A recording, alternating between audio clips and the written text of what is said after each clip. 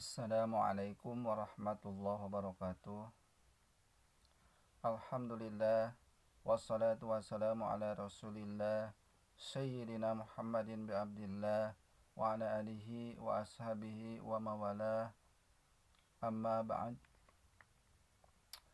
Hadirin kaum muslimin rahimakumullah. Surutu sholati samaniyatun. Ari pirang-pirang syaratna sholat eta aya 8.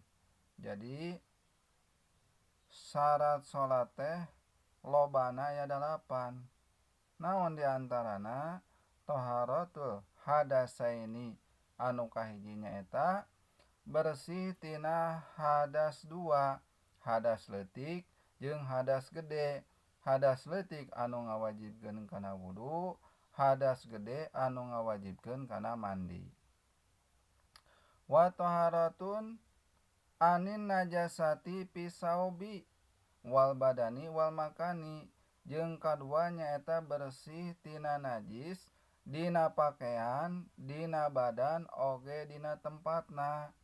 Pakaian kudu bersih, badan oge kudu bersih. Pirang bara iba heula mah supaya seger, supaya sareungit.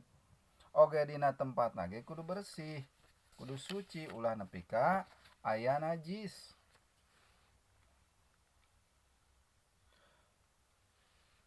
Wasatrul aurati jeung nu katilu nyaeta nutupan aurat. Dina salat teh ulah nepi ka katingali aurat, lamun katingali maka batal salatna. Naon contona? Contona kieu. Di zaman ayeuna nyaeta sok lancingan teh sok aredelan model nu ayeuna mah. Lancingan lepis utamana. Tah eta sing hade kapameget dina netepan nganggo lancingan heug katingali cengcelenganana eta batal salatna. Sabab katingali aurat-aurat laki antara bujal jeung dengkul. Maka lamun salat teh kudu rada diraksa dina nganggo lancingan teh.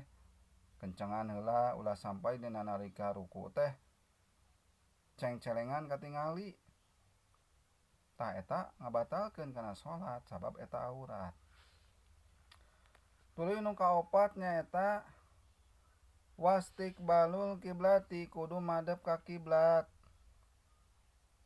Teu sah ngarep ka wetan, ka kidul, ka kaler, kecuali lamun ayana di jero guha anu teu nganyahokeun mana kiblat, mana wetan, mana kulon, atawa keur aya di gunung di leuweung poek teu katingali mata poe jadi teu tiasa ngabedakeun mana kulon mana wetan, maka eta mah dihampura. Ketika ngadegeun salat urang nekadkeun bahwa kadinya teh ka kiblat sok sanajan salah ge maka eta mah sah salatna sabab kondisina beda. Tuluy anu kalima nyaeta wadukhulil waqti, asup waktu. Teu tiasa salat pedah arek babangkatan tabu 11. Salat lohor moal kabujeng ya pasti aya di perjalanan. Salat lohor teh jam 11 maka teu sah salatna sabab can asup waktu salat. Atawa salat asar umpama teh mah jam 2 eta can waktu asar maka teu sah salatna. Jadi syaratna anu kalima teh nyaeta kudu geus asup waktu salat. Tuluy nu kagenep nyaeta wal ilmu bifardiyatiha jeung nu kagenep nyaeta nyaho kana kaparduan salat. Mana salat fardu, mana salat sunnah. Kudu nyaho. Fardu kudu niatna fardu, sunnah kudu niatna sunnah.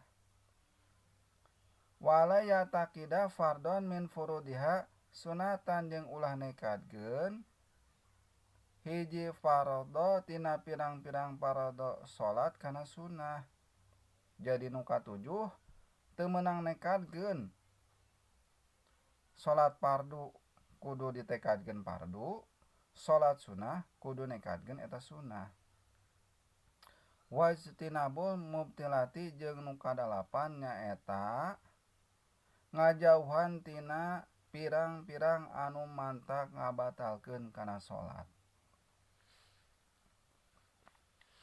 Naon wae anu mantak ngabatalkeun kana salat eta kudu dijauhan. Hadirin kaum muslimin wal muslimat. Wallahu a'lam bishawab. Muga aya manfaatna. Billahi taufiq wal hidayah. Wassalamualaikum warahmatullahi wabarakatuh.